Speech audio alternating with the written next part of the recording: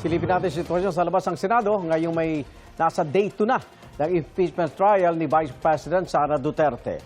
May unang balita live si Bam Alegre. Bam. Again, good morning. Kung makikita ninyo sa ating likuran, ito yung transport vehicle na may dala sa mga pulis na naka-assign dito sa security ng Senado.